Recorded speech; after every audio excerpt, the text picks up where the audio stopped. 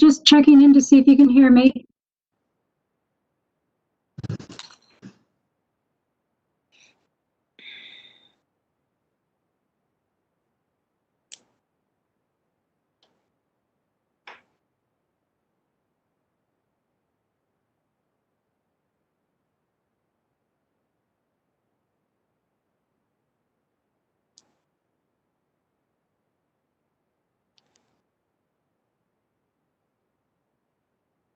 Above.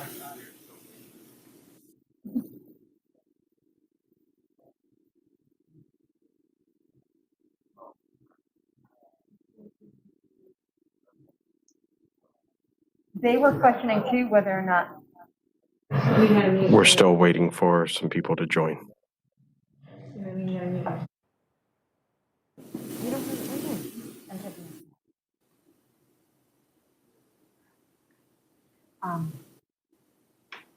Microphone. You're gonna mute.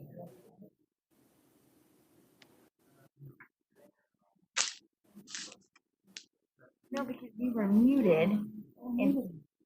No, you were muted in the system, but because he unmuted, it was the feedback.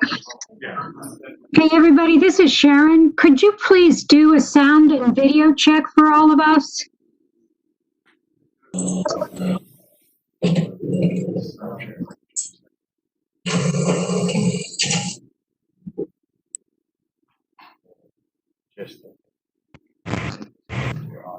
Yeah, that's what I did. No, share it. Oh, thank you. Yeah, that way you know. Hey, Brian. Hey, Sharon is asking to make sure that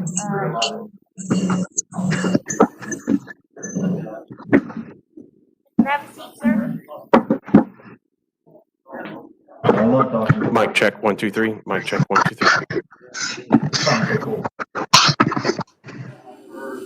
John, are they going to be able to see the presentation on their screen there? They're not. They're going to have to switch to see here. Good day.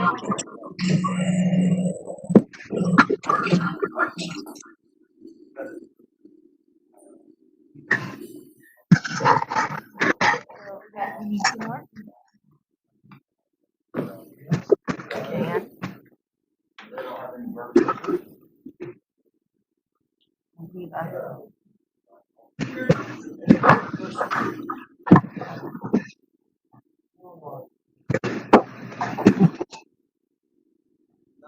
I will be a few minutes late. Okay. We'll wait.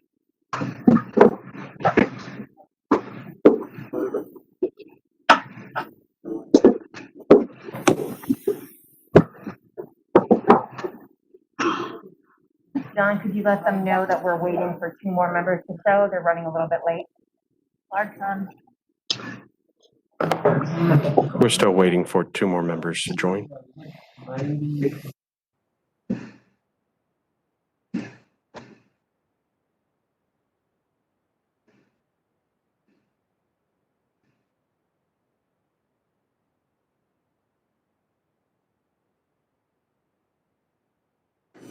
That's I was like, no, mute, because that happens to me sometimes. Like, no, you gotta mute, because then you're talking, but other things are playing it, you get double. And then that's a great. Like, I can hear my echo. Right.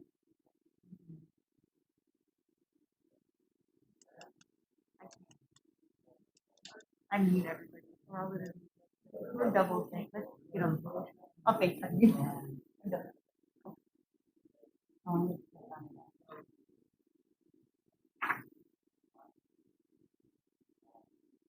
So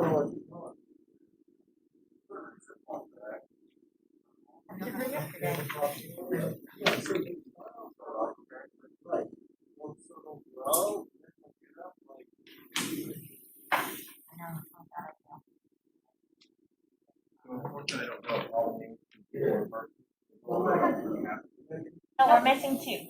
One's on her, so we're missing Eva, she's on her way, and Dan. Yeah, so, yeah, Josh is right next to Chris, Brian, and Matt.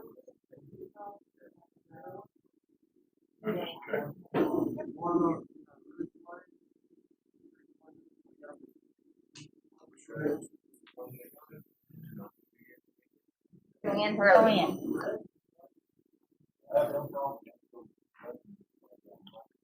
Go in. Go in, honey. You don't understand this house.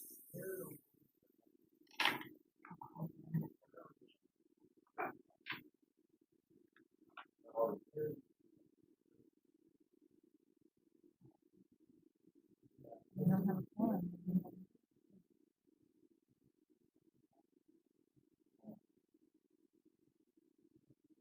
What, I'm gonna need a laptop for that?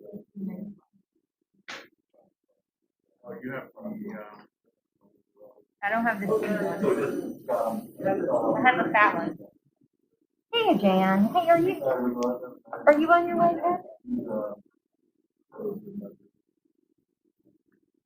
The government center in Little. Yeah, you're very close. So you just come to the boardroom. Okay, hold on.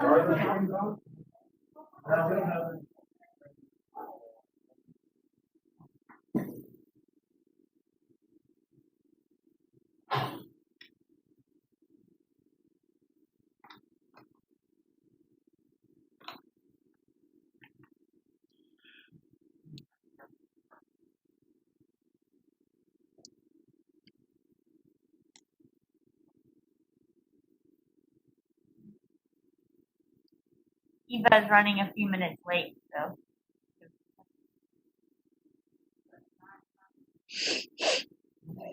Yeah. Oh, yeah. Yeah. Yeah, I think we left at like 4 just in case, and it took us a good hour, over an hour to get here.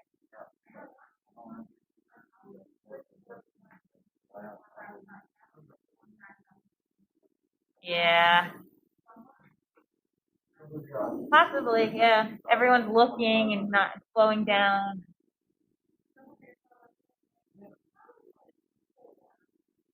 Yeah.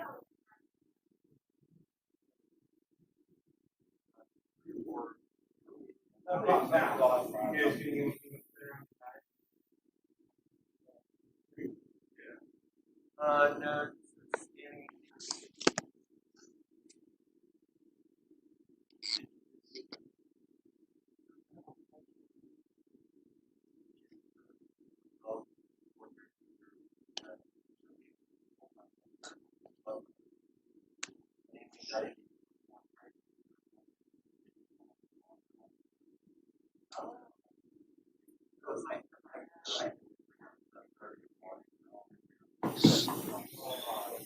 No, you're not. He texted me, she's very good.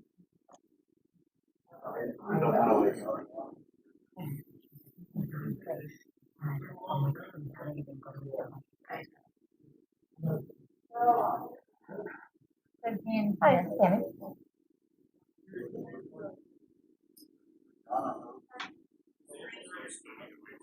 Yeah, you're in. I can see you. We just don't have anyone on my phone right now. We're waiting for some guys to arrive, and then we'll have a video and start.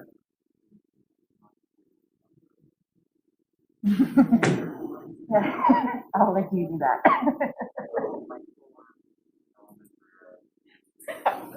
No problem.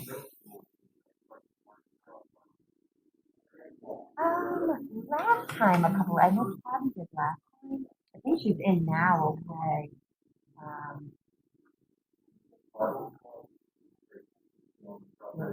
Yeah, September. Okay, well, hopefully we'll start soon. You got it.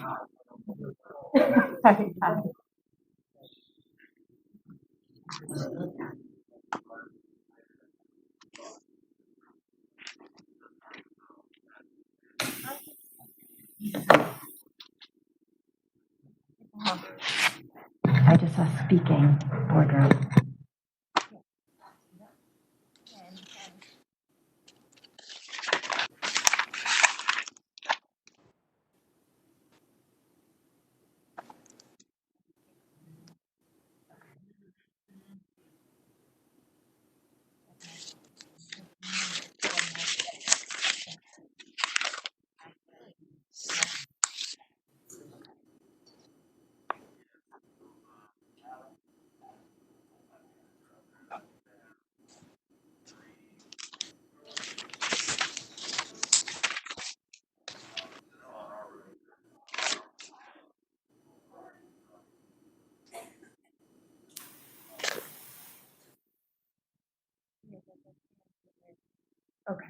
so they're speaking, but it's not going through the live feed. Does that make sense? Done. Yep.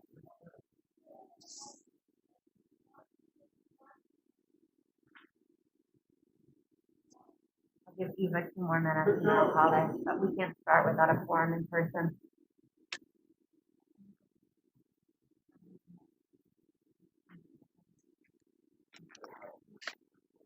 We're still waiting for one more person to join.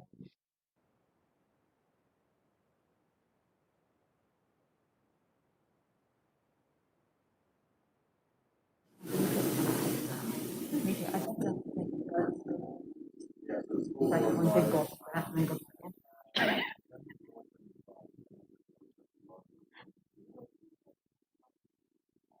I stole your powers. How much better you got? We're gonna find out. Well, it should pop up. I just, when we start, I'll give it back to you. And I was down at 53 minutes. Okay. If it pops up in the middle. No, it should, I'll give it to you before it goes. Oh, okay. Oh, you're just charging it up. Yeah.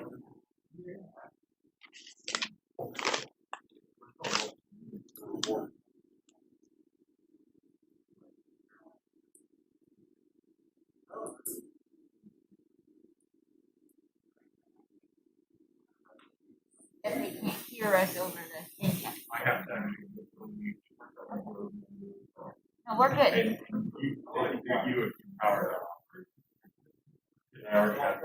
Okay, perfect. So I'm gonna go through and you guys Everyone. and then they can control their mute by the power button. Or. Okay.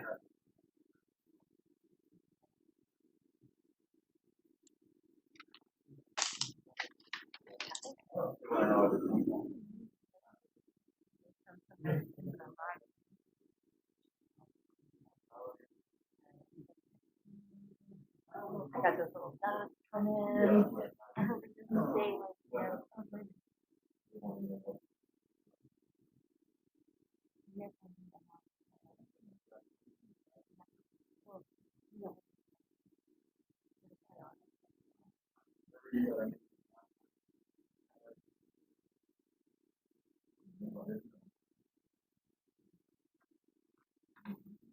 she says she's very close. Can you update them again online? That the one member is very close. The last member is very close and will be here shortly. Thank you.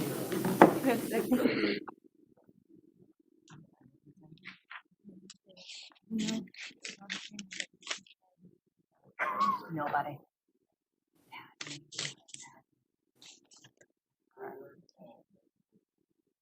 Yeah, no, Joanne's in there. She would have come.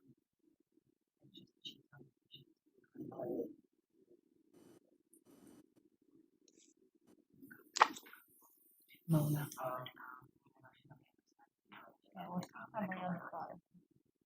I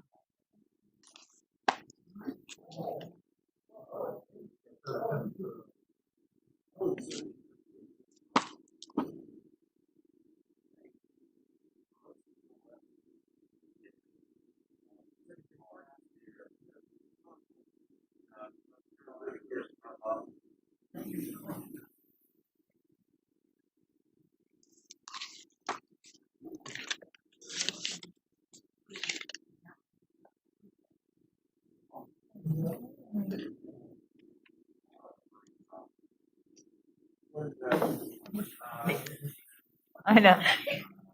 I know, everyone laughs at me. They're like, why do you have so many phones? And I'm like, one hung up. My phone, my work phone, and then I have my social computer and my personal phone. And they're like, I'm like, no, I have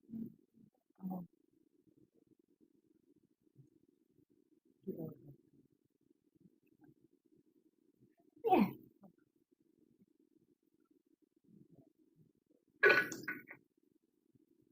Eva is nearby. So, calling me.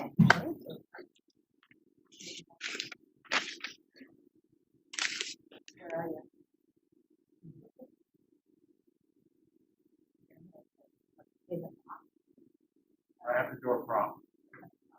right shoulder.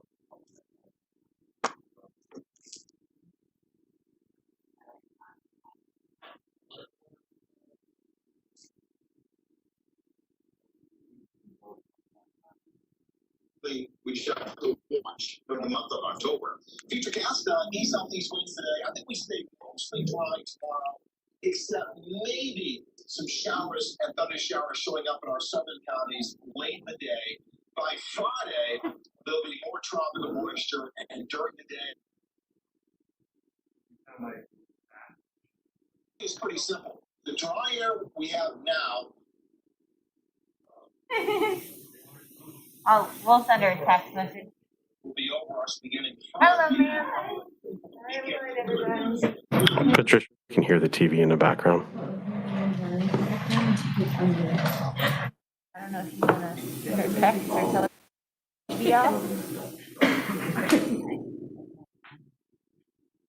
tell her that's why we keep meeting her because we keep hearing All right, ready for me to unmute all the mics?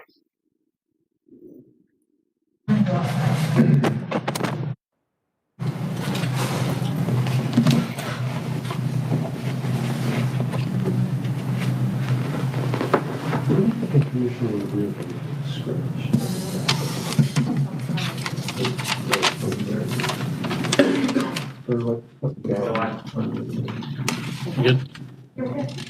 All right, let's call to order the Environmental Lands Acquisition Selection Committee meeting, September 23rd, 2020, hybrid virtual WebEx meeting. Let's just do a roll call, I guess, real quick, here and then online. Roll call. Roll call. Okay. Say your name. Say your name. Mark Davis. Dennis Howie. Brian Panico. Eva Bailey. Chris Miller. Josh McCart.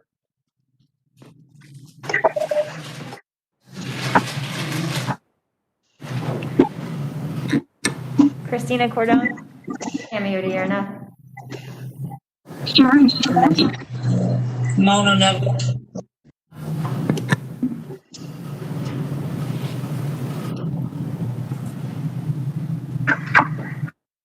Patricia Fessmeyer.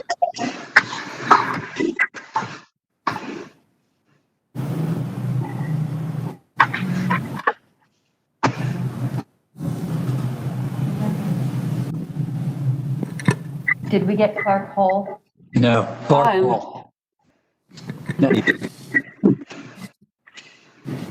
All right, is that everybody? Public comment, if there's public listening online, comment as the projects come up. It's easier. If not at the end, if it's general comment, we'll come to the end. So first order is announcements. Do we have any? So I have one announcement.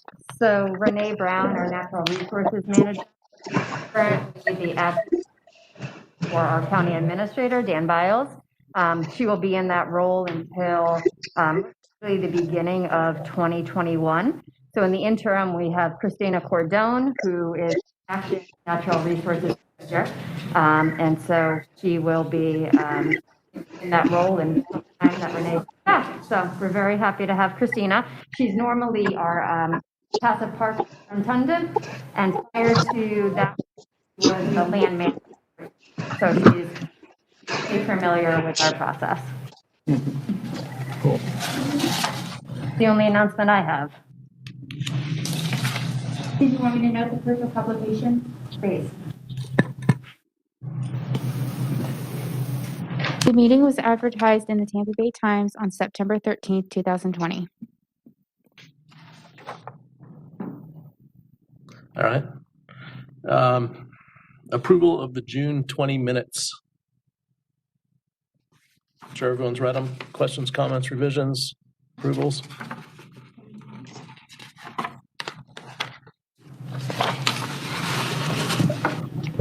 Sharon Hannah West, I move for approval.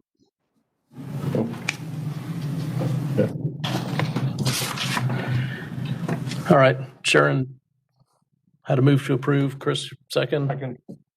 All those in favor of the minutes? Aye. Next is an acquisition update. I believe all motions have to be done by roll call vote, is that correct? I believe that's by the resolution, if anybody's attending virtually, it has to be. done By roll call. Okay, we got a roll call vote, everything, so, Brian Panico, aye. Aaron Davis, aye. Janice Howie, aye. Eva Bailey, aye. Chris Miller, aye. Josh McCart, aye. Lynette. Mark Hall, aye. Sharon West, aye. Patricia Fessmeyer, aye. Mona Nickel, aye. All right. I think that's everybody. Acquisition update? Okay, so quite a few things are in the hopper. So, all right. So in terms of active negotiations, we're actively negotiating the Curry property right now. This is the property that's sandwiched in between the Blackwell property along the Anclote River in Newport Richey. Hopefully at the next meeting, we'll have an even further update for you. This is the location down here. This is the Blackwell property, which is also in negotiation at this point. The Curry property sits right in the middle of these two Blackwell properties, so we're negotiating all of this at this point. Again, hopefully I'll have an update for you in the November meeting as well. This is where it's located. Wanted to let you know, last year we had a meeting where we gave you an update that we were going to be swapping land with Duke Energy. And so we are slated to close on this swap next Tuesday, September 29th. So just as a refresher, we will be, the county will be getting this property here in the blue, which is the Anclote River Park, plus we'll be getting a little bit more acreage up here. And we're currently we're redesigning the park as well. And then what we're doing is we're giving Duke this land here, which is currently part of this is Elamp land, which was Bailey's Bluff. In the next meeting, we'll come back and we'll show you the exact acreage of what's going to be where in this red block up here. But just so you know, this is what we're swapping. So actually, I'm sorry, I misspoke. So this is the area that we're going to be telling you about. So adding to the acquisition list, so last meeting that we had, you sent the Tucker property to the BCC to be added to the acquisition list. That was successfully done. So that is now on the acquisition list, and we'll be moving forward with pulling appraisals and moving that through our process. Again, as a reminder, that property is up here in this corridor. Similarly, we moved forward with the Stagecoach Ranch property. And this property, just as a reminder, we are working with SwiftMud and partnering for that acquisition. So same thing, we are moving that through the process and we are getting ready to pull some appraisals on that. And that's the acquisition update. All right, questions, comments? Anyone? This is Sharon West. Yeah, I had a question for Tammy, and that is, will the committee actually be voting on the Duke swap, or is that just something that staff is doing unilaterally? So the committee already voted on the Duke swap. We had brought that, I believe, to the committee last October to let them know that that's what we were doing. And we had the approval from the committee at that time. We'll bring it back to the committee when we're getting ready to do the redesign and to give you updates after we actually have closed that deal. So we'll be bringing that back in the November meeting to give you more details about it. Thank you. My foggy memory doesn't remember that. No problem. All right, management update? He's gonna switch it. John, can you switch it? He's presenting. She needs to be presenting.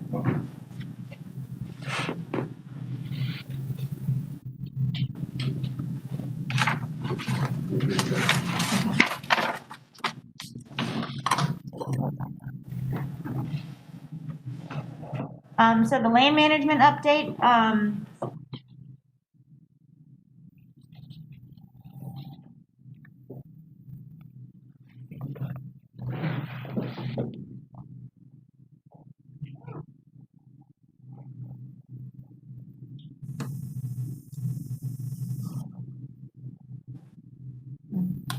technical difficulty.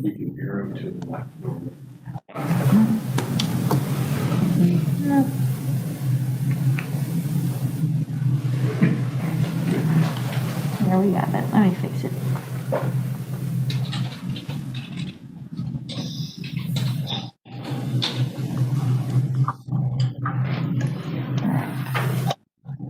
Okay.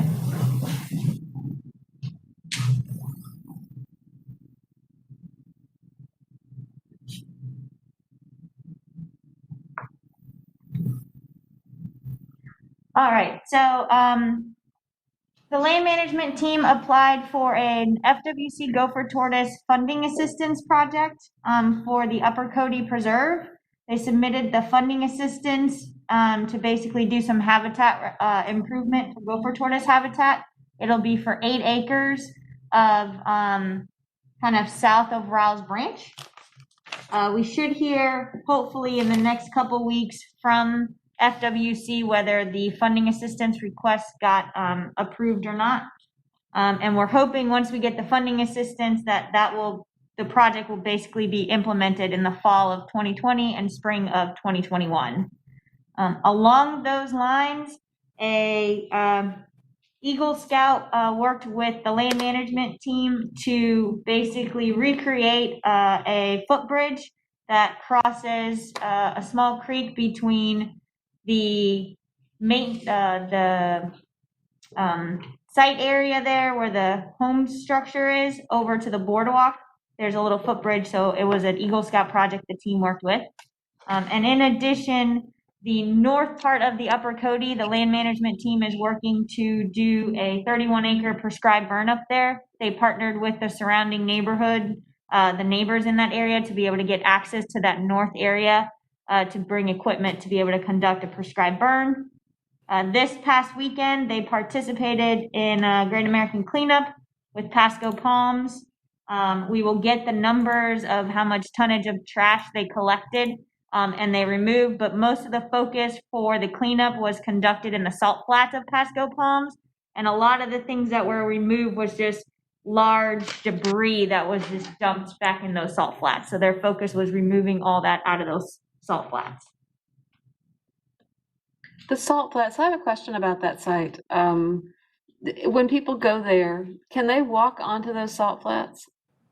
Do they have access to the salt flats, So people that visit the site? They do. The parking area you can park at and walk down the little path to the platform. That path doesn't lead to the salt flats, but you can walk right along the road area there and you can access those salt flats. Is there any kind of signage or anything like that letting people know certain times of the year not to do that there could be nesting birds on those salt flats? No, but we can definitely look into that for sure and see what kind of signage we can come up. It's not advertised or promoted like, hey, come to the salt flats. Right. The parking lot is pretty much directing everyone to go down the hiking path and to the platform. So it kind of focuses. And unless someone pulls off on the side of the road and then kind of crosses, that's really the only way for them to access those salt flats. Right. But we're not promoting the public go and access those sites. Okay. Because there are probably some birders in this area. I wouldn't be surprised that, I can't think of the guy's name that talked to us once. Ken. Yes, Ken, you're right. Ken something. That might know the birds and where and when might be there, just to give you an idea of times that it should be restricted, or at least let people know, don't just wander out, and just, because I think most people wouldn't even know they were stepping on nests or eggs or, disturbing things. And we could definitely look at possibly putting some educational signage on that, even in the parking area, because that's basically the only place they can safely park. Okay. To, utilize. Okay. So we can look into that. Along the lines with Pasco Palms, the management update, the management plan is currently being updated from when it was originally drafted, kind of before I was the land manager. So they are currently working on updating that with FCT, since a lot of those FCT requirements are on the property now, and they're still conducting photo monitoring and all those things. The Grace and Truth, they're also working on the management plan for that. And yesterday, the Grace and Truth cattle lease bid closed. So we're reviewing the bids that were submitted, and then we will be proceeding with putting in a cattle lease out at Grace and Truth. There is a longleaf restoration that we're working on at Jumping Gully. We initially started with ground cover restoration, and now we're proceeding to the next step of planting longleaf. The team planted 300 longleaf pine in there as an initial, and then we're going to go ahead and continue on with planting additional longleaf to be able to kind of increase the density and the survivability of them on that site. The Gopher Tortoise recipient site, which is part of Jumping Gully, just on the Gills acquisition section, that is scheduled to open soon. It's pretty much ready to accept tortoises. We are just finalizing some paperwork and process on how we're going to proceed with, that aspect. But as far as the site prep goes, it is ready for tortoises. I've got a question. How big is that recipient site? Ooh, I'm not 100% sure on that. I don't recall. We'll have to get that answer to you. I don't recall. I know it's an aspect of the property. It's not the whole site. So we'll have to get those acreage numbers for you. Okay, because there's some fairly new, not super new, but fairly new research on what it takes to be a viable site for tortoises, and it's much bigger than people thought before. So it would be nice to know if we're putting tortoises on a place that they might not, it might not be big enough for a viable population, but so, okay, yeah, it would be good. Yeah, I know that the entire site is not a gopher tortoise, is not designated, so there's kind of room outside of that, but we'll get the exact acreage of the designated site for it. Gotcha. Okay. The other last project is the land management team is working with the Cruz Lake Wilderness Park team. We applied for a FERDAP grant for Cruz Lake for some amenity improvement, and the land management part, or the land parcel south of Cruz Lake, we will be kind of merging those a little bit, and we'll be adding some hiking trails in that south parcel, and a little bit of primitive camping and some educational signage, so we can get the users of Cruz Lake to kind of be able to see that environmental lands portion down there and get some educational aspects of that property. And the last thing, which is very exciting for our land management team, maybe not necessarily for everyone, is they got a new truck. So now they're able to spread out a little bit more and be able to tackle things a little bit more separated and visit sites, not just, when there's a truck available. But from a wildlife perspective, we started a program with cameras. And so now we're doing some wildlife monitoring with cameras. We have them across a few different environmental lands properties. Right now, they're kind of focused on Project Arthur property that was purchased and the Grace and Truth. And so these are some of the photos of the wildlife that was documented with this camera program on those sites. We continue to kind of improve how we're doing it and add more cameras. And so, kind of keep a lookout, not just on this aspect, but we're also trying to share some of that information with the public on some of the species that we're documenting that are utilizing our ecological corridors. And so that's the land management update. I have an idea for you. For your photographs of your animals, wildlife, have you thought about doing some kind of calendar that you could sell to the public of the animals that are using these corridors and how valuable they are? And I mean, it's beautiful. You've got great photos there. You could put something together that would be pretty and could be a fundraiser along with educational for people to see how important the corridors are, and any land that we're preserving is not just corridors. Okay. Yeah, we can definitely look into that.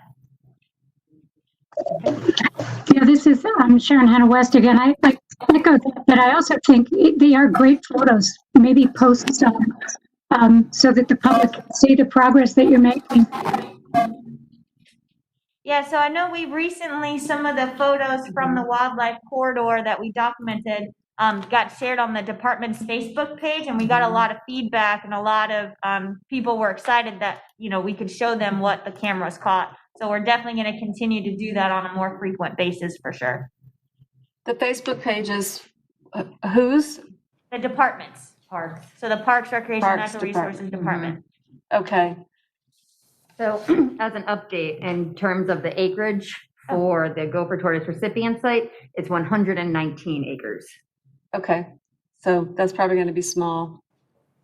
But you're saying that there's land outside of that the tortoises could move to. It's not, it's not like it's fenced, the tortoises can't get out of that, but that's the So recipient site. right now there is silk fencing, as part of the recipient site and the criteria and the requirements, but the property as a whole, there is more room on the property. The Gills property in that aspect, there is additional acreage. Okay. So I'm just not sure because that's the amount that was permitted. And obviously we're restricted by the acreage that was permitted that we can put tortoises on. That may have an impact on how much more room we can have, to expand the tortoises from there. Okay. I'll try to get that information and send it to you. Yeah. Yeah, it's basically a team effort between the land management team and our biologist, who are certified who is a certified Gopher Tortoise agent. So that's kind of in our natural resources office who's working on that. There is an effort to get Pasco County to sign on a national Gopher Tortoise Day. Have you heard about that? Oh, we are. Yeah, okay. So we passed a resolution in 2018 Okay, good. for the county to recognize National Gopher Tortoise Day. It's one of the projects that we have our interns work on each year. Good, thanks. Brought a tortoise to the board. Oh, okay, We great. did. We posed Educational with the tortoise. tortoise. But yeah, every year we try to do something for Gopher Tortoise Day, and our spring interns usually that's kind of their final wrap-up project to do some sort of educational or presentation. This year, because of the pandemic, we ended up doing a post on Facebook about gopher tortoises and different things that they would maybe like gopher tortoise facts that the public didn't know. So that's kind of how we honored it this year. Okay, great. All right, good. The Heasley property, initial review? Yes. So I reorganized the way that we were going to present these just because I thought this one would be a little bit quicker than some of the others. And in case the property owner was online, we could move through with it. So this is the initial initial review of the Heasley property. The project was nominated for simple acquisition by the property owner. It's in Heasley in June 2020. It's approximately 18 acres and it's composed of 2 parcels, and it borders State Road 52 and Land O'Lakes.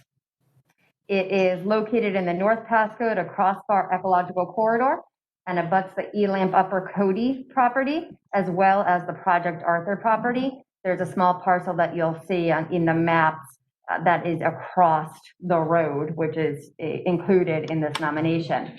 Per the property appraiser, the property is valued at $293,652. Recently, the current owner split the property. It was her intent that she wanted to really nominate the portion that was in the corridor for this program. So she went through all kinds of hoops to make sure she split the property. So now the other property that's not in the corridor, if they wanted to do something else with it, they could. But she's a pretty stringent conservationist. So in terms of what the objectives are for our North Pasco to Crossbar Ecological Corridor, to protect the floodplain of the Cody River, particularly the forested wetlands along the river channel, to take measures to sustain the mature forested communities along the Cody River and the adjacent flatwoods, to protect the 100-year floodplain around Cruz Lake and the Mazartown Canal, to protect the remaining uplands adjacent to the coastal marsh wetlands to provide a transition buffer, to protect the water sources that drive the dynamic hydro period within the Cruz Lake Basin, and to conserve the native vegetation adjacent to the Mazartown Canal. So it is located right here. Of course, what's in blue, we already own. Our corridor comes down like this. You can see it better here. So this is our Upper Cody property here. And this is the Project Arthur property here in red. So this property borders both and is right within our corridor. And I should say that there is a homestead here, which the property owner is currently working to remove off that property. So land use, land cover, we're looking at mostly open lands, rural. Like I said, there is a small home there, and freshwater marshes as well. In terms of the soils, the majority is Adamsville fine sand and then water here, which you can see as you drive through. And Basinger 5 sand is 3 acres, and Narcoossee fine sand is at 26. Looking at the wetland layer, you'll see that about 23% has some type of wetlands on it. Again, this is the Cody here, and of course we own that. In terms of zoning, we're looking at an agricultural zoning. The MPUD is the Project Arthur, left over from the Project Arthur here. Oops. Okay, and then when we look at the recharge, we have the second highest priority of 16.9, which is no surprise as it's being right on the river there. The integrated wildlife habitat ranking system, the majority of it is in the priority 4 category at 11.6 acres. You'll see that next to it, the Cody ranks a little bit higher, of course, because it is conservation land. The biodiversity, the majority of it is in priority 3.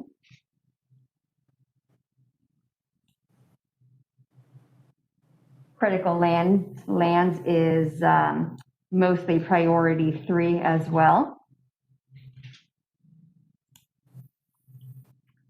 As far as FEMA, the flood zones are concerned, we have X and A. So that's moderately flooded, and then I think A is a 1% chance per year. So consistency with ELAMP objectives. The land is within the ecological corridor. It's not in an ecological planning unit, nor is it within the agricultural reserve. It is adjacent to public conservation land. Again, that's our Upper Cody property as well as our Project Arthur property. It is a high risk of development because it has the frontage right there in State Road 52, and it's very, very close to State Road 41. And of course, we all know the development happening there. It does protect natural communities, including uplands and wetlands. It does provide a connection of natural linkages. It does conserve a viable population of native plants and animals. It also protects the habitat for listed species, protects water resources and wetland systems, being right there on the Cody, protects unique natural resources. And of course, since it is right next to land that we already own, we could potentially have some resource-based recreational opportunities on that property, as well as an expansion of environmental education opportunities. So for discussion today, we can refer the project to the scientific subcommittee to go out for a detailed review, to take a look. You could decide to say no further action and remove it from the nomination pool, or we could table the item and get some additional information and then come back to the next meeting with it. So it's open for you. With the expansion of State Road 52, is any of that acres already accounted for? Question. So this is post that expansion. So when we were initially looking at the property and reached out to the property owner, it was prior to that. So all that has moved through, which is why it was brought to us at this time after that's all done with.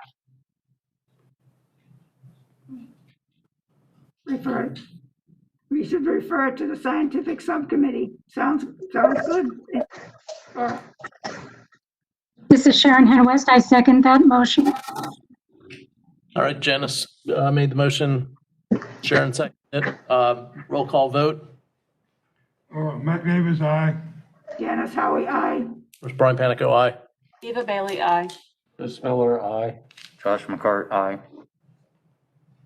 Sharon Hannah West, aye. Alma Neville, aye.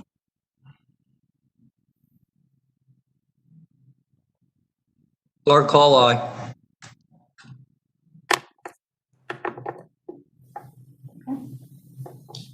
Okay, Patty. passes. We'll go. Oh, Patty? Patricia, yeah, aye. Okay, thanks. You can hear who? Okay. Yeah, I couldn't hear Patty, or I think I heard Sharon, but I Yeah. thought I heard her. Okay, Okay, we'll take a look. Next. all right. So I will contact that property owner and I will schedule a time for the scientific subcommittee to head on out there. So next,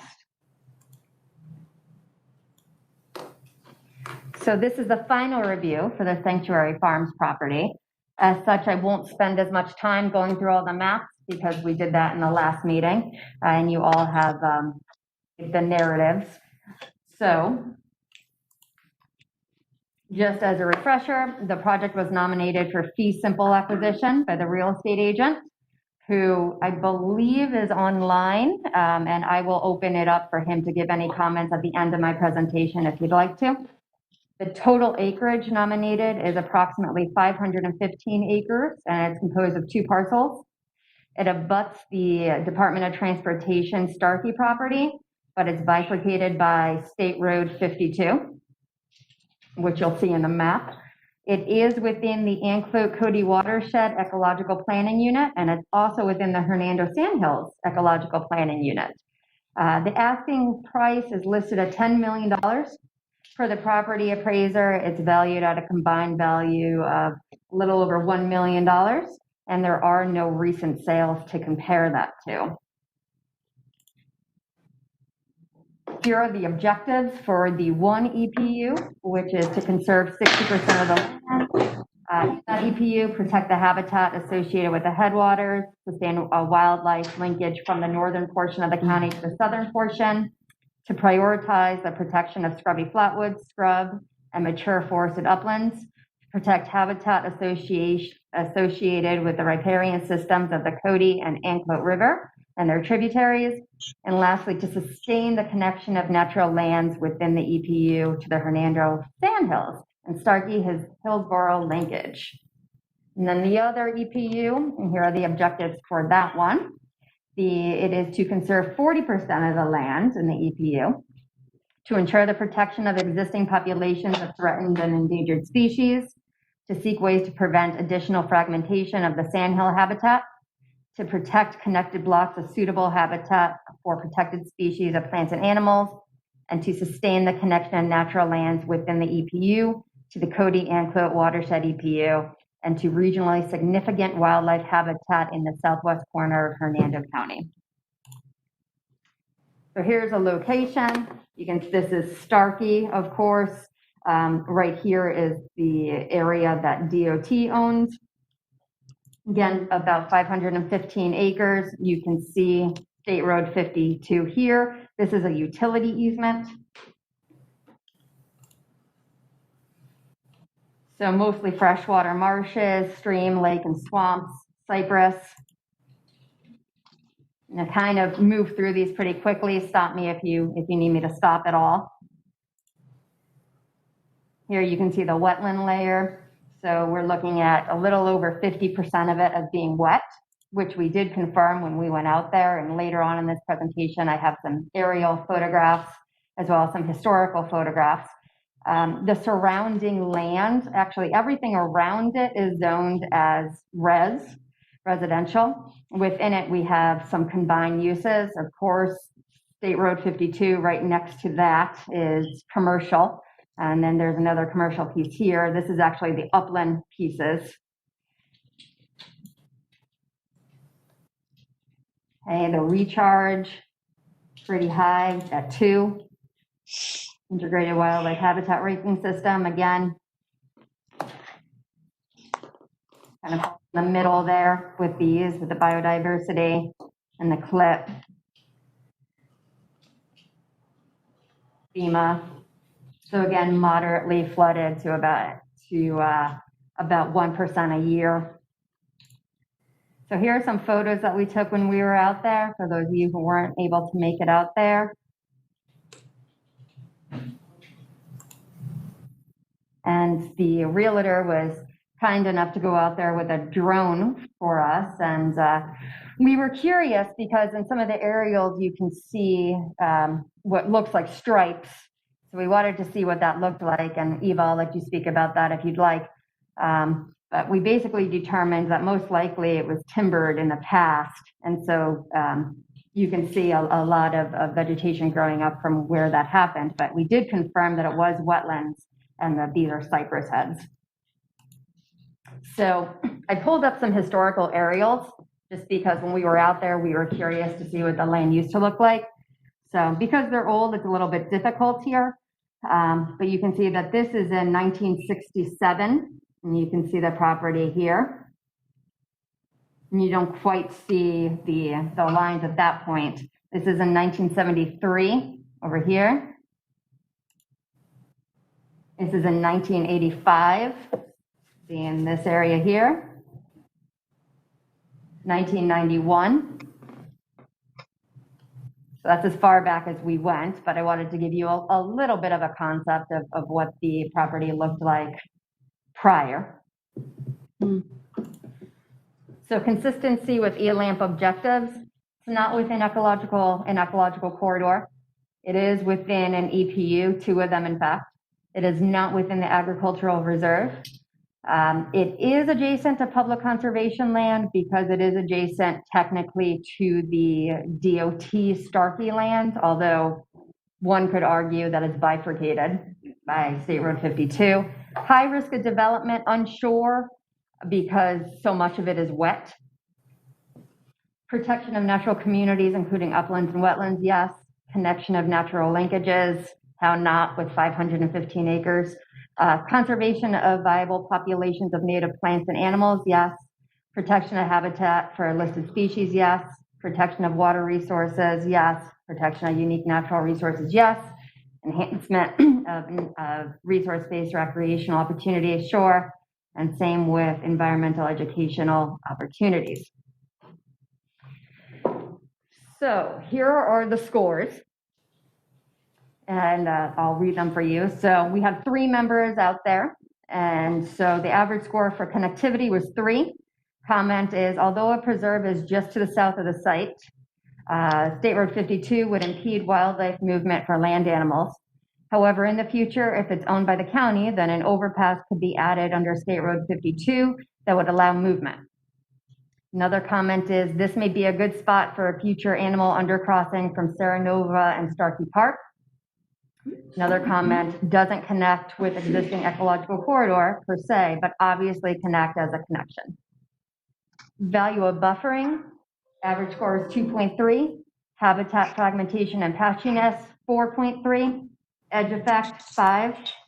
Habitat quality, 3.7, with a comment that, while much of the property was formerly used as a managed forest, it is clearly recovering from these practices, and if managed for conservation, would revert to a more natural system. Disturbance, 3.7. In the past, the forested wetlands appear to have been logged extensively. However, they appear to have recovered, but with bands of less forested area. We were not able to see the inside of this disturbed area up as close as there was no reasonable access. The agent sent a drone to get a better look. Review of aerials online show it appears to be tracks from trespassers joyriding, but it's difficult to be sure of the cause of the tracks. Cypress logging and planted pines is another comment. And then another comment is some areas are formerly roaded and logged for timber management, but much of this is converting back to a natural system. And this is my comment now, upon reading a little bit further into this property, there was a fire on the south side of the property at one point. And so the fire crews needed to go in with a dozer. And so that's part of what we saw. And you can see the natural recruitment coming back after having had that happened. Mm-hmm. Okay, so back to the scores here. Community rarity, 3.0. The site contains scrub, what appears to be a tupelo swamp, and at least one very pristine marsh. Biodiversity, average 3.3. Exotic undesirable species presence, 4.7, with the comment that surprisingly few exotics noted on the property, and they would be easily managed. Protected species presence, 3.3. Wetlands and water quality, 4.3. The score would be a 5 if not for the previous tree removal. I'm ranking this higher than perhaps objectively noted because of its potential to be a low impact wetland. Adequate buffer to wetlands, 5. Aquifer recharge, 3.3. Unique geologic resources, 1.3, with some small features noted. For example, an interesting Blackwater Creek with some flow. Long-term management requirements. Management potential, average score 3.7. Landscape debris was noted on the west side, along with a few exotic invasive plant species that would need to be eliminated. The scrub habitat needs to be restored to optimal quality if possible by canopy reduction/fire. Restoration needs 4.3, with the comment that perhaps fire in some areas, a few individual exotics noted, but otherwise excellent potential. Giving this property an average score of a 58.3. Again, that's out of 80.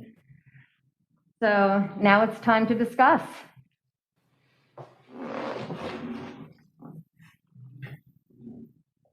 Anybody?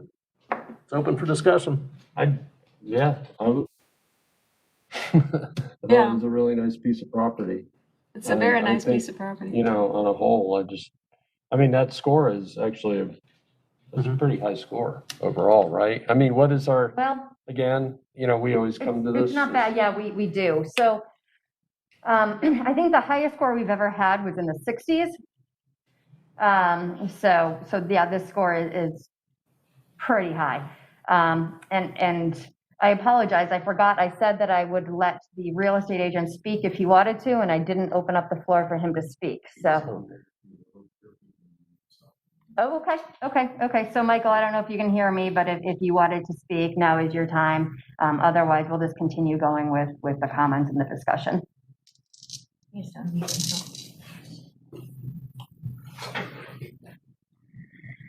Okay. Oh, yeah. I've unmuted Michael if you wanted to talk.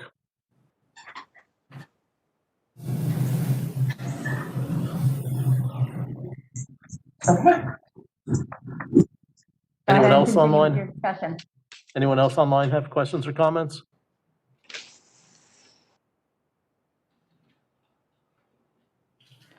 Are you asking for a second?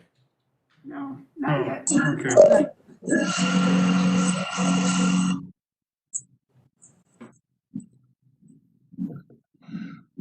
Are you asking for a motion? Is he trying to speak? All I can hear is some gurgling. Somebody has their mic on their stomach and they had chili for lunch, so. Like the future. If you are asking for a motion, I move to add it to the acquisition list. I second the Sure, I motion. second it. Okay. All right, Mac made a motion. Janice seconded it. Roll call vote. I have a question before we Oh, do that, sorry. if you don't mind. I know it's not in our wheelhouse, I don't know if that's the right word, to talk about the money. But the asking price is crazy. Is there any way that we could make that recommendation, given that, I mean, the county can't pay that much money for that property. It's not worth that much money. That's correct. So what you've done in the past, when it's been a big chunk of land that's valued pretty high, is you've given staff the directive to find a partner. And then, so you could say, you don't have to do it this way. I'm just saying you've done this in the past, and this is what you decided to do with Stagecoach, for example, last time we tabled it, you gave staff the opportunity to reach out to potential partners, and then we moved from there. You could do that. You could also vote on a contingency. You want to move this to the acquisition list contingent that a partner is found. You could do that. So there are some ways you could do that. I will say that in order to move this forward, staff would pull, and if the BCC agreed to put it on the acquisition list, staff would pull appraisals, and we would negotiate to a price that we felt was fair. Okay. So I will say that as well. So you do have some options, but. Yeah, well, I don't know so much. I would want it to be contingent on us partnering with somebody. So I guess it doesn't really matter. We're not going to pay that price. Most likely, once it's appraised, it's not going to be appraised at that price. So if it's negotiated, it's not going to be negotiated at that price. Likely. I can't guarantee what it will be negotiated at, and I can't guarantee what an appraisal will come back and say. I can tell you that our appraisals do the highest and best use, and to my knowledge, most likely that it will not come back at that price. But I'm not an appraiser. Right, just common sense, though. Okay. What, can I just ask, were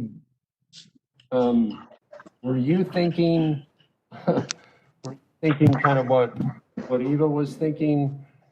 I'm just curious, like, were you thinking, okay, well, like, yeah, maybe we should partner with somebody, have somebody in mind, in other words, were you along those lines?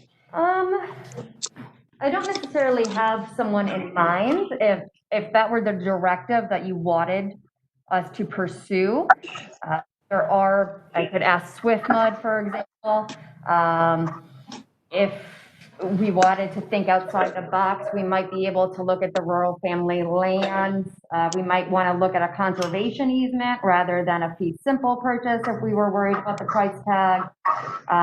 There are a lot of different things that we could look at. There are some entities that staff could research in terms of partnering on us to research. And we would also talk to the real estate agent too and see what the sellers were interested in doing and if that was reasonable to them. But I do think we have options. Jamie, this is Sharon. It's okay. Go ahead. Oh, I share the same concern that Eva does, and I mean, I'm hearing what you're saying is in terms of options. Is it possible to put some kind of a contingency on that maybe either say it goes forward just as a conservation easement can we vote on that, and then in the alternative, could we attach a contingency that the landowner provides some kind of a wildlife, bridge?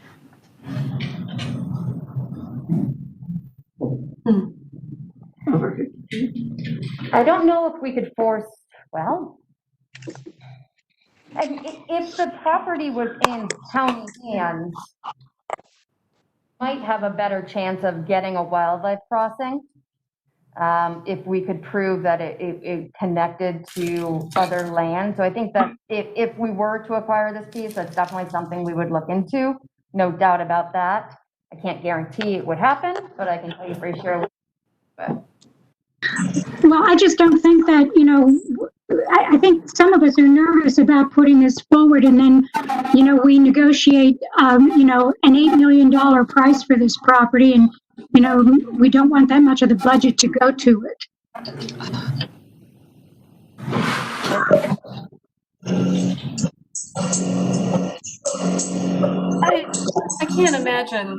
I can't imagine this property is appraised at $8 million. There's very little up on the site, and much of the uplands you can't even get to easily. So I don't think it's going to be something like that. I was just throwing that out there, Eva, but I think we need to establish some kind of a ceiling. You're right. The land is very nice. The uplands on the land is very nice, and the wetlands are nicely coming back. They obviously were pretty badly damaged, but the uplands are actually very nice uplands, preserving definitely. I have a kind of a question in general. Any of the properties that we say move to the acquisition, take to the commission for putting on the list for acquisition, is the Environmental Lands Program always looking for partners? Okay, all right, good, I'm okay. shaking my head for those that can't see me on the Okay, camera. that's the answer I wanted. Okay. Tammy. Right? Yes, Mona? That's what I was gonna say. My thought process is maybe not, okay, I don't see it being appraised for what they're asking. But if we put it, maybe not necessarily contingency that we find a partner, but if it's a little bit higher than what we would think, like you were just saying, you do always look for partners. So I don't know exactly, how it runs as far as, putting that contingency on there. If you're always looking for partners, then I think if the price is a little higher, then we still have that option. A good point. And the county, if they continue to ask for well above the appraised value, the county won't pay that, right? No, Yeah, the county can't go Okay, above the average of 2, I think it is. Is it the average of 2 appraisals? That's for the ecological corridor ordinance, Oh. which is a little bit different than the willing seller program. Okay. So I would suggest that we go ahead and vote on the movement to take it to the, put it on the list, acquisition list for the commission. I would like to amend that motion. Oh, sorry, this is Sharon. I'd like to amend the motion to be contingent upon a partner being found.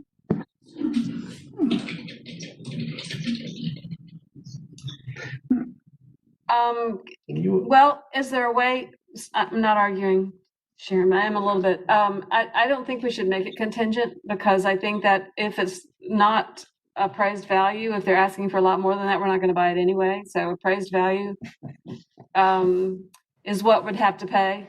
And even, it would be good with a partner, but without a partner, I think this land is land we need to buy if we can. It's really nice land, and those wetlands would be very good to preserve for the quality of the wetlands and the water. And the uplands are, although limited, very nice upland habitat. So, I don't know, that's my opinion. So, yeah.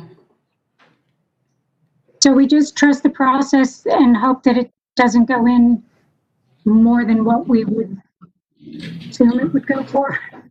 Well, we can't pay more than the appraised value anyway, so.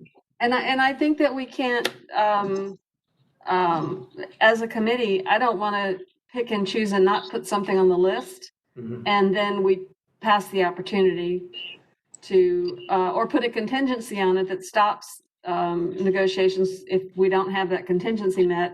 I would hate to miss a piece of property if we, you know what I'm saying? It's a very nice piece of property. Right, I agree.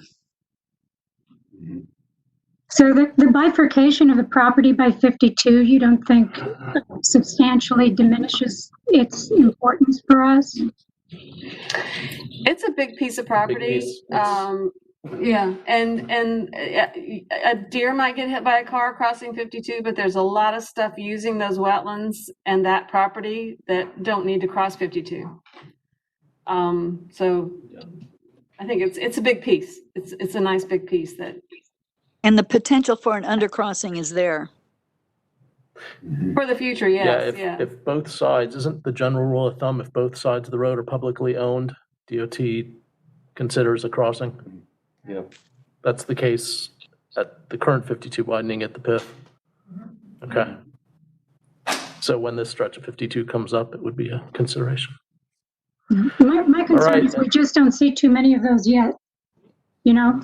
Consideration's one thing, putting them into another, that's all. Well, they installed one at Highway 41 at the Connerton crossing. They're installing one right now at 52 in the PIF, and there's one under design on 52 farther to the east. That's just off the top of my head. Yeah, it's good to know. A few of them. Wait, where was the third one that you mentioned? I think it's on 52 farther east, at the Cypress Creek. Oh, Where okay. Cypress Creek crosses 52, off the record. I didn't know By that. like 4G ranch issue. Yeah. You know where Yeah. It's right here. I'm drawing it for you. All right, anyway, sorry. We've got a motion on the floor and it's been seconded. Is there any more? Mac made the motion. She seconds. And Sharon made a motion. Yeah, I was gonna say, to But be can- fair, I don't know if you can make a motion when there's already one on the. Neither one has been seconded, but that's okay. I can retract my motion. I don't have to keep it. Are you okay with that, Sharon? Yeah, that's what I just said. Neither one had been seconded, so I can go ahead and retract it. It hasn't been seconded. Okay. I'll So is everybody retract comfortable it. going to, everyone going to comfortable going to roll call vote? Yes. Okay, roll call vote. Are we still on the original motion? The one that you made, yes. Matt Davis votes aye. Janice Howie votes aye. Brian Panico, aye. Eva Bailey, aye. Chris Miller, aye. Josh McCart, aye. Patricia Fessmeyer, aye. Sharon Hannah West, aye. Mona Neville, aye.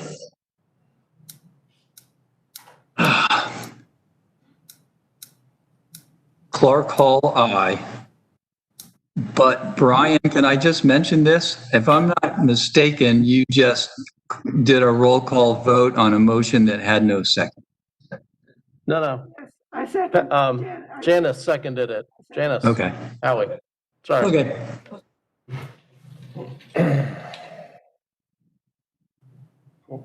Is that everybody online or? Yes. That's Okay. So that passes? Okay. So I will bring it to the, one of the next board meetings then for consideration to be put on our acquisition list.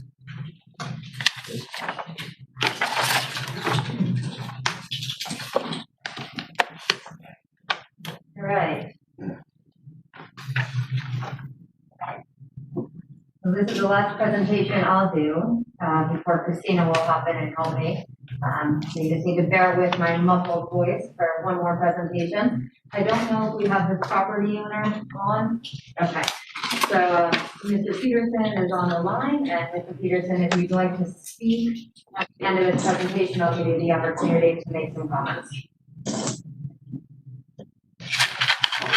Okay, so similar to Sanctuary Farms, I'm gonna try and run through this somewhat quickly, so we can get to the scores. The project was nominated for fee simple acquisition by the property owner in May 2020. Total acreage nominated is about 67.4 acres, and it's composed of 2 parcels. It abuts the Elam Peak Island property and the Pasadena Park portion of the villages of Pasadena Hills. If you recall, Elam loaned about $4.5 million to them to purchase that land, which will be paid back through impact fees eventually. And then that land there will be a part of a super park, which will be managed by Pasco Parks, not by Elam. It's not located in an ecological corridor or an EPU, but it is located in the agricultural reserve. For the property appraiser, the property is valued at a combined value of $366,957. There are no recent sales. It is in the agricultural reserve. The location is here. This is, again, is the villages of Pasadena Hills. This you can see a little bit better. So a good amount of this property is part of Buddy Lake. There's the access to this Pasco Park. The county needs to do one more takedown in order to complete this Pasco Park, which will be on this side of the property. And a road to access it will be created right here. That would be the access. Theoretically, if we were to purchase this, the access would go across here into this piece, and that's how we would purchase, how we would access it. I'm going to skip through these. Here you can see Buddy Lake, the big wetland right there. Villages of Pasadena Hills, MPUD, are busted right here, which is why you see that MPUD. This is agriculturally zoned. So recharge is fairly high here at 2 for about 40 acres worth of it. Integrated wildlife habitat system, not so high. Same with biodiversity, scored somewhat low. Scores pretty high for cliff. Here's your flood zones, forest AD, we're right on a lake there. So here's some photos that we took when we were out there. This is Buddy Lake here in the background. And these are some cows that live with us that are currently on the property. Consistency with ELAMP objectives. It's not within an ecological corridor, nor is it within an ecological planning unit. It is in the agricultural reserve. It is adjacent to public conservation land, that being the Pasco Park. High risk of development, unsure. Protection of natural communities, including uplands, wetlands, yes. Connection of natural linkages, yes. Conservation and viable populations of native plants and animals, yes. Protection of habitat for listed species, yep. All the rest, yes. Thank you. Okay. All right. Scientific committee scores. Here we go. Here's the good part. All right. Connectivity. Average score. Again, we had 3 people that were out there. These are the average of those three-member scores. Connectivity 2.0. It is adjacent to the passive park, the future park-owned land. Value of buffering 2.0. Provides buffer from residential 3. Habitat fragmentation and patchiness, average 3.0, 67 acres. Edge effect, average score was 3.3. Habitat quality, 3.3. Disturbance, 3.0. Cattle are having an effect on the biodiversity of this property. I am concerned about the bioturbation and the nutrient runoff into the lake caused by the cattle. Community rarity, 3.0. Although there is a moderate disturbance of many weedy species, the habitat from higher uplands down to Lincoln sinkholes is fairly unique. Biodiversity 3.0. Although weedy diversity is high from lake, lakeside, sink, forested wetland, and upland habitats, same concerns as 2B, which I believe was the cattle. Exotic undesirable species 2.7. This number assumes that most of the lakeshore and marked vegetation is exotic. Protected species presence 3.3. Several listed wading birds would likely use the littoral vegetation and adjacent forested wetlands for foraging or nesting. Water resources, wetlands and water quality 2.3. The presence of cattle does reduce the water quality through nutrient runoff into the lake and wetlands. Although the number of cows appeared to be low, farm runoff was a problem in the past. Based on Google Earth, land use was converted to pasture grasses in 2015, but had been farmed since at least 1995, the oldest data on Google Earth. Limit of stop mowing the area closest to the lake so the emergent aquatic plants can return. Cattle runoff. Adequate buffer to wetlands 5. Aquifer recharge 3.7. Unique geologic resource 2.3. I am assuming that the sinkhole length and the sinkhole on site are unique geological features. Management potential 3.3. I'm not sure what management goals would be put in place. Lakeshore management would be challenging as a boat would likely be needed. Make a nice expansion to the existing county-owned land. Restoration 4.0. Hardwood reduction and prescribed burn. So this scored an average of a 49.3. So Mr. Peterson, if you'd like to, he's not on. Okay, so the owner is not on, so we can go ahead and open it up for discussion. Questions, comments, concerns? General discussion? I just get concerned because we, if we have limited resources and maybe this one is not one of the best ones. Pretty weedy. This is Mona Neville. Tammy, you said it's going to be next to the new district park, correct? Right. That's correct. Yep. That park acreage is already complete in what we needed to obtain for it to be a passive park and an active park. Actually, we have over the acreage we need because we also purchased the Island previously. So that's an additional that we added. So I'm looking at more recreation because Wesley Chapel is just, natural recreation versus, a full on, sports park like the other district park in Wesley Chapel. So I understand the concerns of the board as far as how much money we have, but I see it being very beneficial in the long run for the county in general, and obviously the residents of Wesley Chapel and San Ann and Zephyr Hills. So I move to add it to the acquisition list. Any more discussion? Yeah, I'll second it.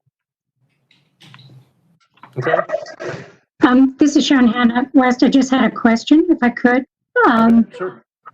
Is contributing to parkland within the purview of these funds? There's nothing that says that it can't be. We do prioritize acquiring land that is adjacent to public conservation land. So in that sense, this is adjacent. But one could argue that it is not in an ecological corridor, which is one, if not our main mission. So one could argue that. So I'm not arguing it. I'm just trying to advocate for the correct stewardship of the funds. I understand. Go ahead. I was just wondering if this would ever be considered to be a part of that park instead of environmental lands. Purchased by parks instead of environmental lands. So I think at some point, if we were to acquire this, we would need to discuss at least the management of it, whether or not it goes to passive parks or ELAMP. My guess is right now the Sheik Island piece will most likely be managed by passive and not by ELAMP. But it will have conservation value regardless. Oh, sorry. What is the, I'm trying to remember, because I remember going out there and doing a review for adjacent pieces of property. What is the vision for the total acreage of the super park? Oh, I wish I remembered. So like about, like, is it hundreds of acres? So our takedown was 155. Yeah. Prior to that, it was about 100. So that's 300. I think we have about 100 left. So I think we're looking at about a total of 400, which includes the active and the passive. The passive for sure, I can tell you, is over 155 acres. Okay. Already, without the addition of this piece. How much acreage is So, this? yeah, to me, that sort of represents some inherent value. I recognize it's not connected to a corridor. I can see all of that. But it's a good chunk of land overall. And if you include the lake, the wetlands there, and think of it as a whole system, I think there's value to it. Would the cattle remain after purchase? They will not. So we would need to, I don't know. I don't know what we would decide. Sometimes we allow them to remain until we determine what we're going to do with that land. If we're going to restore it, sometimes it's better for us to leave them on there and to renegotiate a lease either with the current landowner as part of a condition of the sale and purchase contract, or we can put it out to bid, which we're doing right now with the Grace and Truth property. But I can't say for certain what the future would entail. I know that we have, like I said, another takedown for the villages of Pasadena Hills. And at that point, I think we'll probably start really looking at how to design the park. So we would probably need to wait to determine what we could feasibly manage. I guess my concern is if cattle do remain, fencing will remain in place and connectivity will be lost. Maybe if the cows do remain, we could put a fence, 100 or 200 feet up from the lake to kind of keep them out of the, is that lake area. What you getting at? Yeah. So maybe if it is negotiated, because I think it is probably good to keep them there for a little while. I mean, your maintenance, or you have, fence maintenance, the guy's kind of looking out for the property. Maybe he reduces the number of cows or something, and potentially a fence that, kept the cows out of the lakefront would help though, for sure. So that'd be my 2 cents. Well, I'm a little confused. The cows belong to the fellow who owns the property, right? Mhm. So, I mean, once we buy it, he's gonna get those off. So, I'm sorry here, folks, but that looks like to me, this is just another part of the Pasco Palm, whatever it, for Paradise Palms or whatever. What's the name of the place? Anyway, we've gone over this once. Why do it again? I don't see any value to Pasco County's wildlife program in this parcel. well, it's a decent piece of land. It really is. It's just really weedy. But it's very interesting in how there's so much relief. There's, going from down into the sinkhole lake, uplands versus the wetland edge and down into the lake. I mean, if it wasn't so weedy, I would be, jumping up and down. We need to buy it, but it is very weedy. It's going to take a lot to get it back to something more natural. A lot of work and a lot of money. But other than that, I mean, pretty decent piece. All right, Mona, any other discussion, or we have a motion on the floor by Mona and Chris Miller. Mr. Chairman. Clark, more discussion, go ahead. Yeah, sorry. I previously requested to be recused from the vote on this because of a potential conflict, so I assume that request still carries. Yes. If you wanted to, I guess. Okay. Okay. So Clark is abstaining. Mona made the motion. Chris seconded it. Roll call vote. What is the motion, sir? To move it to the acquisition. Take it to the board for acquisition. I understand we want to add it to the acquisition list. Yes. I vote no. Okay. Matt Davis votes no. Janice Howie votes no. Brian Panico, aye. Eva Bailey, aye. Chris Miller, aye. Josh McCart, no. Sharon Hannah West, no. Patricia Fessmeyer, yes. Mona Noble, yes. How many was that? I'm looking, give me 1 second. No. Yes, it's happened. 11. No, it should be 9 people voting then. 1, 2. We're missing Joanne today, so we do Right. need a number. But Clark abstained, so there's 9 people. Oh, right. The ayes have it. Just so I make sure that I heard it correctly, I have for I, Eva Bailey, Patty Fessmeyer, Clark Hull. Nope. Clark didn't. Clark abstained. Oh, yeah, Clark. It was Mona, it was I. Yep. Chris Miller was I, and Brian Panico was I. The ayes have it, yeah. And then Mac Davis was nay, Sharon Hannah West was nay, Janice Howie was nay, and Josh McCart was nay. So it's 5-4, it passes. Okay. All right, we'll take that to the board. All right. I'll give Tammy a break. I'll take the next one. All right. Thank you.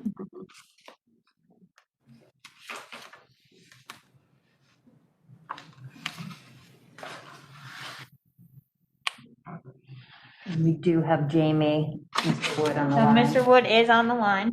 So once we're done through the presentation, then, he can speak.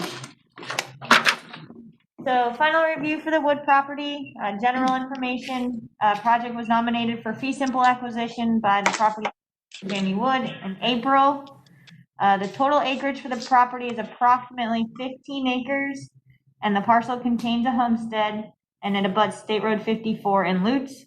It's partially located in the Cypress Creek to Cypress Bridge ecological corridor, and it's about 7 acres of that parcel, and it abuts the Elamp Cypress Creek property.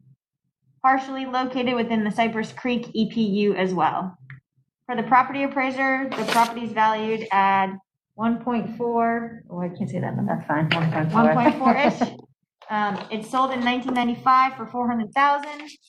The seller reports having recent offers of $5 million for the property.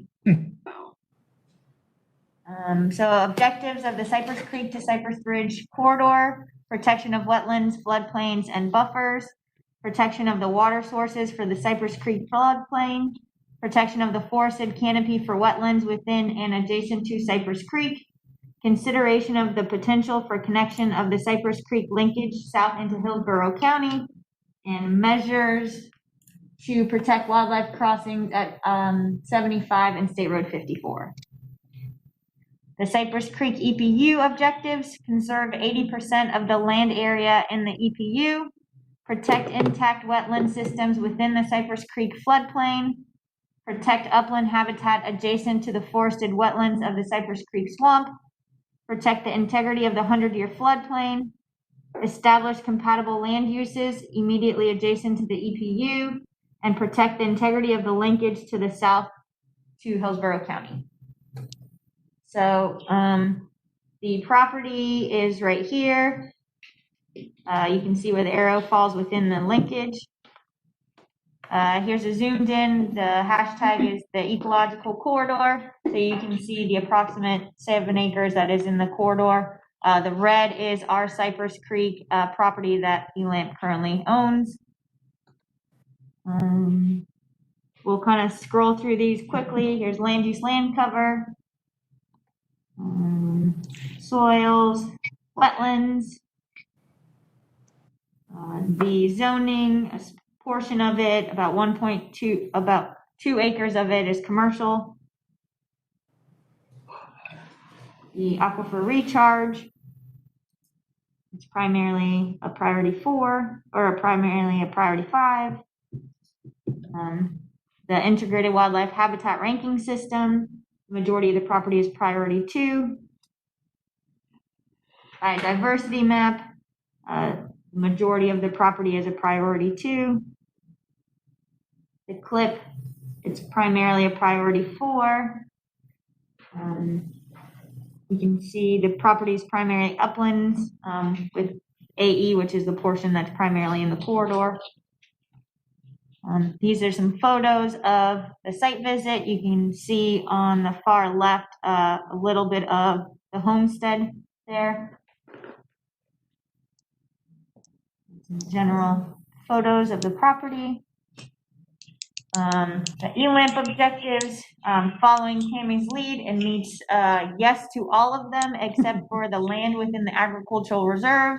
Everything else is yes from our ELAMP objectives, so it pretty much meets all the objectives for ELAMP. Kind of the good portion, our scientific committee visited the site. The average score for connectivity was a 4.7. The value of buffering, a 3.7. Habitat fragmentation and patchiness is a 3.0. The comment was it's a total of 15 acres. For edge effect, the average score was a 2.3.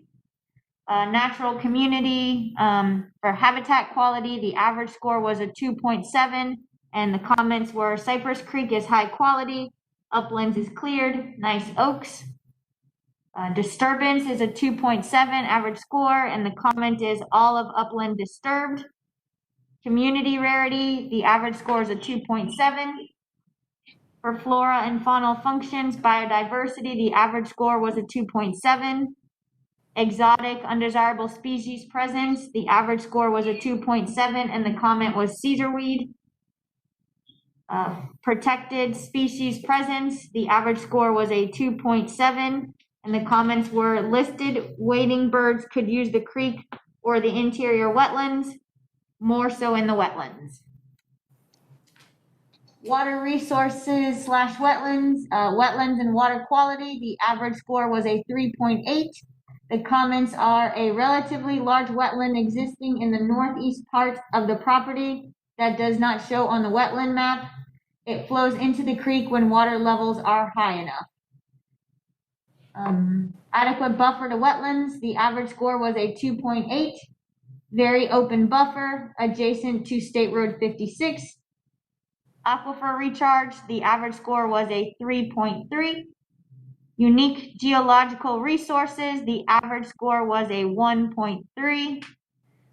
For long-term management requirements, management potential, the average score was a 3.3. And the comments were adjacent to State Road 56 and large commercial, difficult for burning. Restoration needs 3.0. The comments, this score assumes that the buildings and septic have been removed by the current owner and that little damage is done by that. The next comment is uplands will need restoration.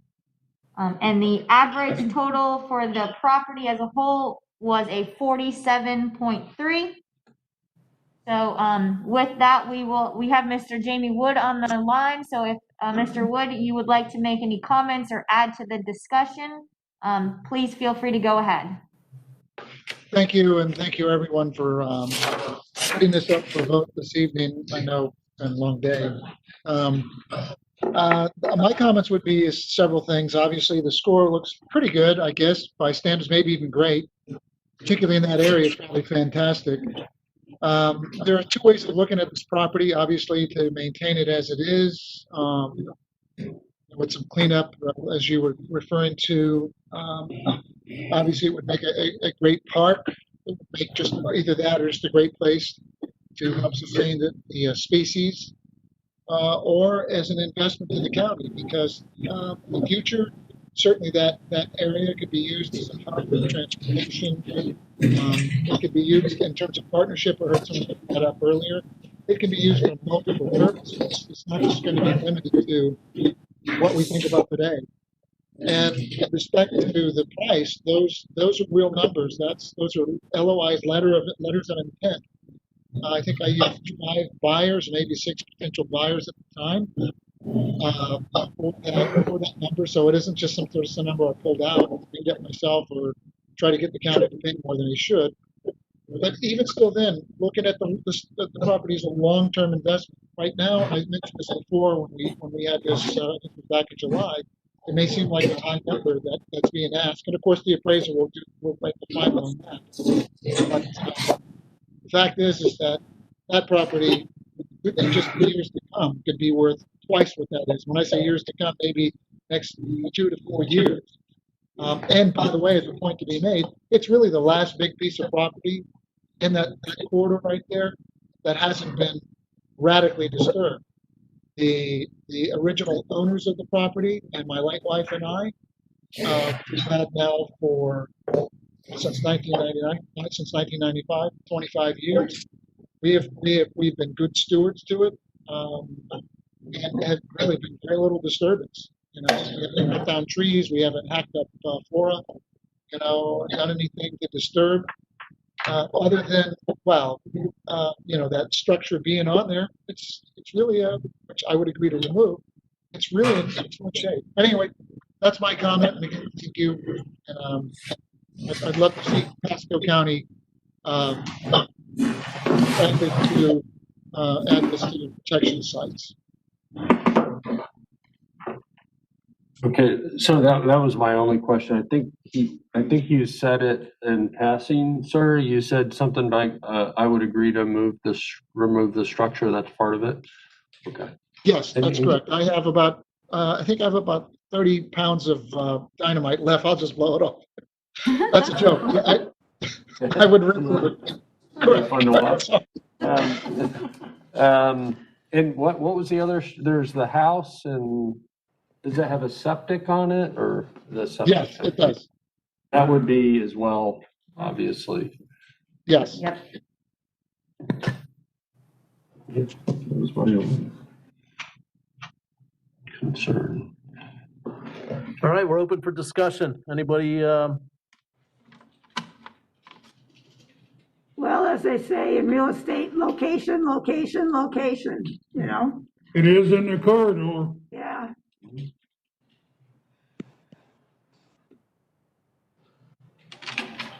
So maybe this is a question for staff. Is there anybody else online questions, or? I guess my concern is could he develop the corridor area anyhow? It looks like what's valuable is the corridor area, and then it gets pretty quickly into Bahia grass and the oak trees. I mean, I know this is the willing seller program, but the corridor program, wouldn't that afford protection for the corridor anyhow? So the owner has the opportunity to run it through both. If he wanted to pursue it through the willing seller program, which is this, he could do that. If not, then the ecological corridor ordinance would be triggered. I will say that the ecological corridor ordinance, the seller is able to submit an appraisal as well as what the county does, and then those are averaged.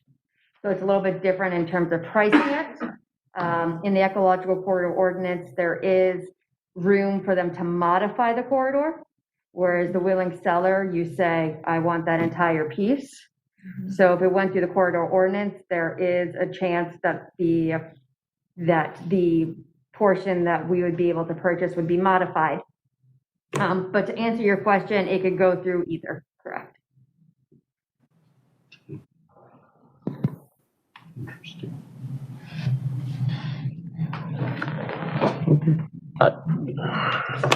I'll motion to add to the acquisition list. I second it. All right.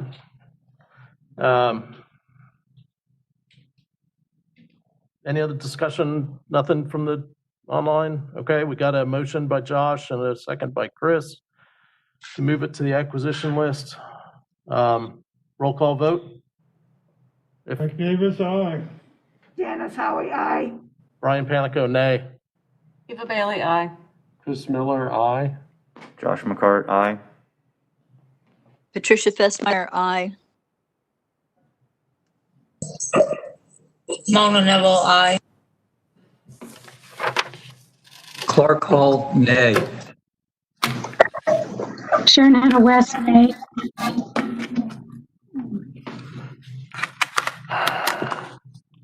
Is that everybody? Yes. I think it passed. Okay.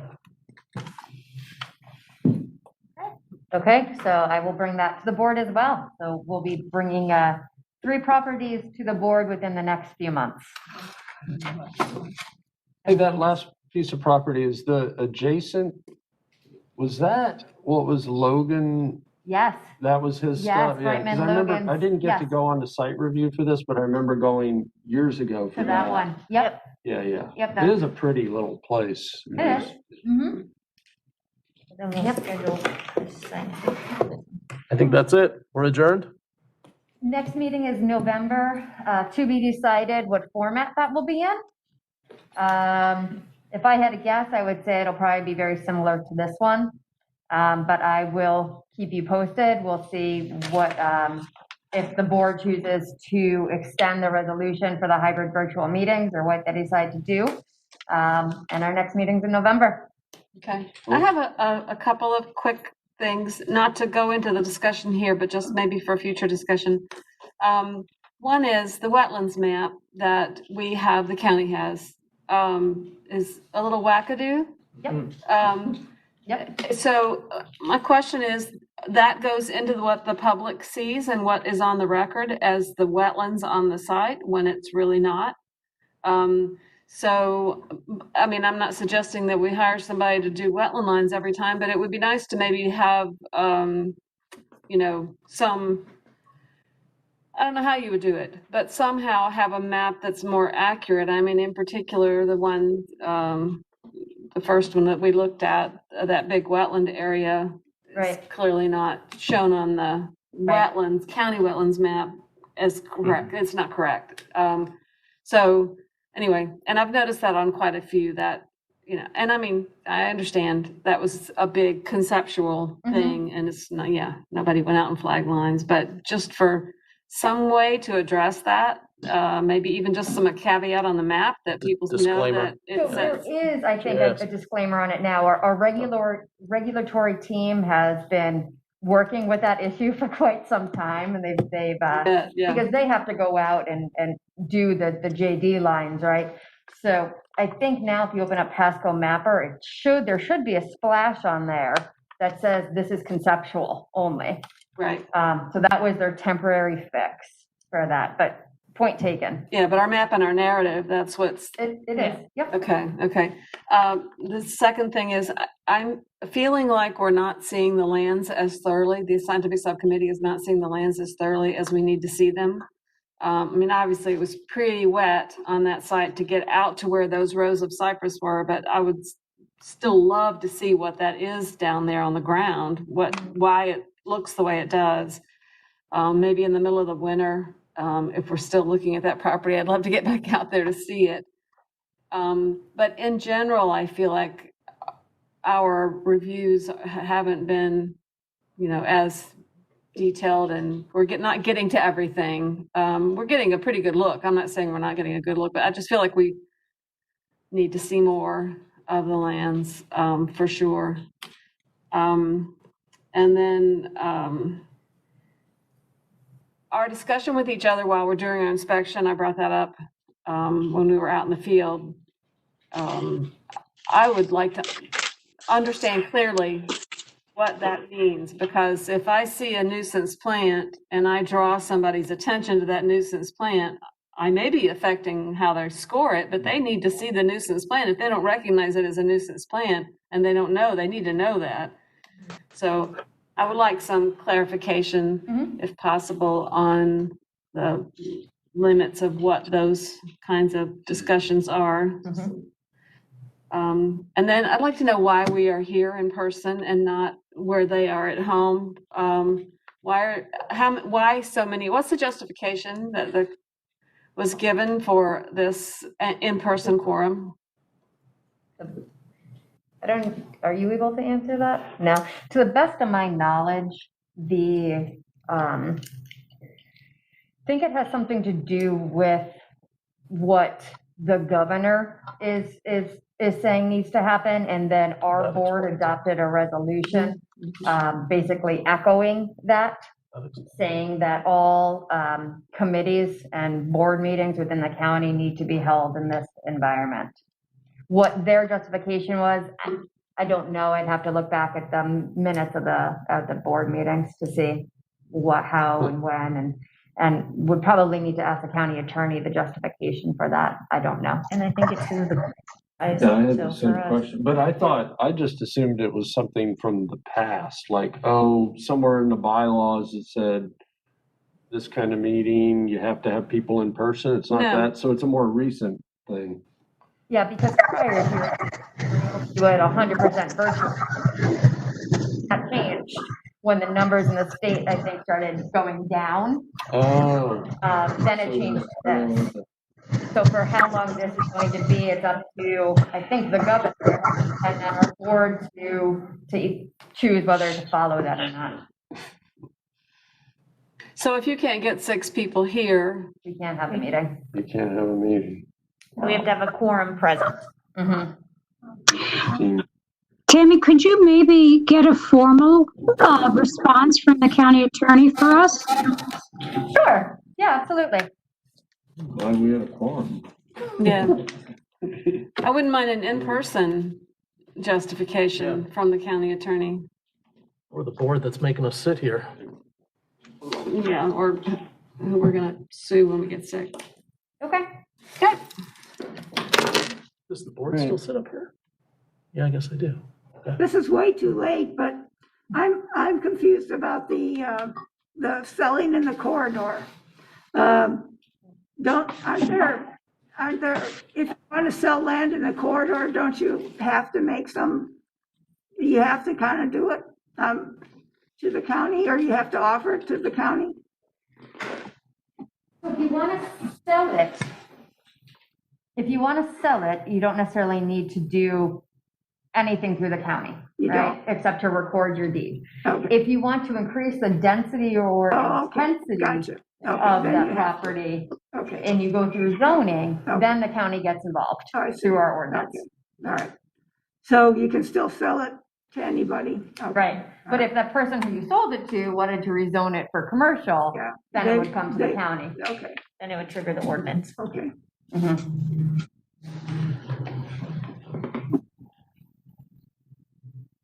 All right. So now we're really done? I guess so. Somebody stand up. All Yeah, we're adjourned. Bang the gavel. Good to see you all. Good to see you too. Wish you were here. Go Bolts. Just kidding. Thanks for being there. I need to go to the restroom. Thank you, everyone. Right. Bye. I think that should be a year-round. What time of year